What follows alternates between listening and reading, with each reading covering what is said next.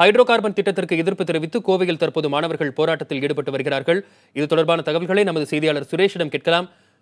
சுரேஷ், விவரங்களை சொல்லுங்க.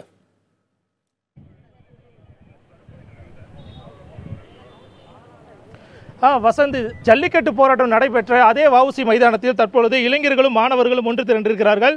அதாவது நெடுவாசல் மற்றும் கதிராமங்கலத்தில் ஹைட்ரோ கார்பன் திட்டத்துக்கு எதிர்ப்பு தெரிவித்து அதை தடை செய்ய வேண்டும் என வலியுறுத்தி தற்பொழுது இங்கு இருக்கின்ற மாணவர்கள், இளைஞர்கள், மாணவர்கள் மற்றும் பல்வேறு 100க்கும் மேற்பட்டோர் தற்பொழுது போராட்டத்தில் ஈடுபட்டிருக்காங்க.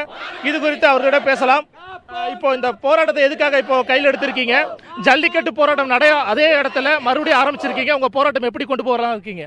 அதாவது இந்த போராட்டம் முழுக்க முழுக்க மாணவர்களும் இளைஞர்களுமா முன்னெடுத்திருக்கிறாங்க. இது என்னன்னா, கதிராமங்கலத்திலையும் ஹைட்ரோ கார்பன் முழுமையாக ஒடுக்கணும். அதாவது நெடுவாசல் கிட்டத்தட்ட 100 நாளாக போராட்டம் பண்ணி எந்த விதமாக அரசு எந்த ஒரு இதுவும் காட்ட முடியல. ஆனால் அவங்களோட தனிப்பட்ட பிரச்சனை, சம்பளத்தை அதை இதுன்னு எல்லாத்தையுமே பார்த்துக்கிறாங்களே தவிர தமிழக மக்களுடைய நலனில் எந்த விதமான அக்கறையும் அவங்க கொண்டுக்காமல் இருக்கிறாங்க.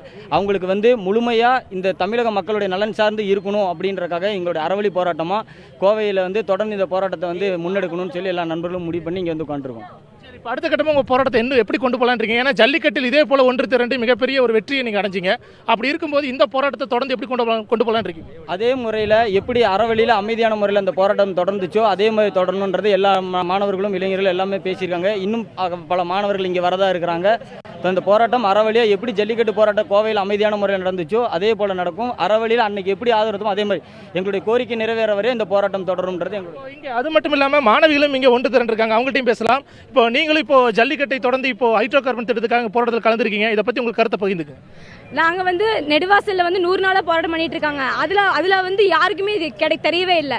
இந்த விஓசியில் கோயம்புத்தூரில் நடந்துச்சு, ஜல்லிக்கட்டுக்கான போராட்டம் நடந்துச்சு. அதே மாதிரி இந்த போராட்டத்தை அறவழியாக நாங்கள் போராடுவோம். மாணவிகள் சப்போர்ட் கம்மியாக இருக்குன்னு நினைக்காதீங்க. இன்னும் எங்கள் மாணவிகள் நிறைய பேர் ஜல்லிக்கட்டுக்கு எந்த மாதிரி வந்தாங்களோ அதே மாதிரி மாணவர்களும் ஒட்டுக்கா சேர்ந்து நாங்கள் நெடுவாசலுக்காக நாங்கள் போராடுவோம். மீத்தேன் எங்களுக்கு வேண்டாம். அதுதான் எங்களோட முக்கிய குறிக்கோள். நாங்கள் எதுவும் சைலன்ஸாக மட்டும் தான் நாங்கள் எங்களோட இது இருக்க முடியுமோ இதாக இருக்காது, வயலன்ஸாக இருக்காது எங்கள் போராட்டம். உங்கள் கருத்தை நீங்கள் பயந்துக்குங்க. இப்போ மாணவிகள் இன்னும் எத்தனை பேர் இன்னும் வருவாங்கன்னு நினைக்கிறீங்க?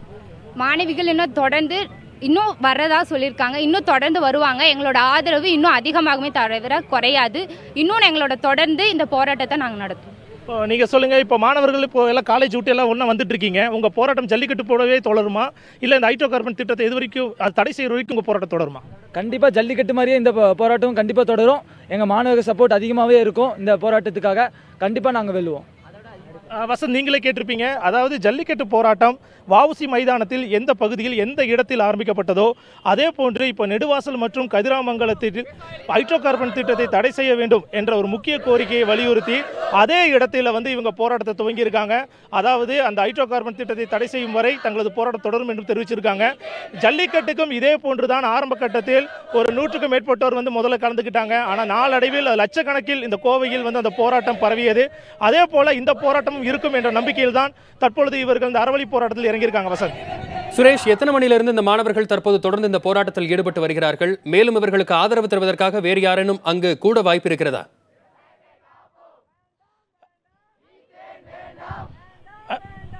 நிச்சயமாக வசந்த், தொடர்ந்து இப்போ கல்லூரி இப்போ விடுற டைம் ஆயிடுச்சு மாலை நேரத்தில்.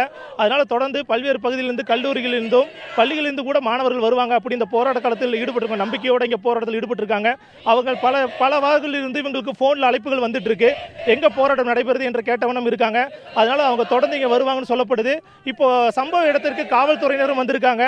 அதாவது இங்கே போராட்டம் நடத்தக்கூடாது என்று அவங்க முதல் கட்டமாக இங்கே போராட்டத்தில் ஈடுபட்டவங்கள்ட்ட அவங்க சொன்னாங்க.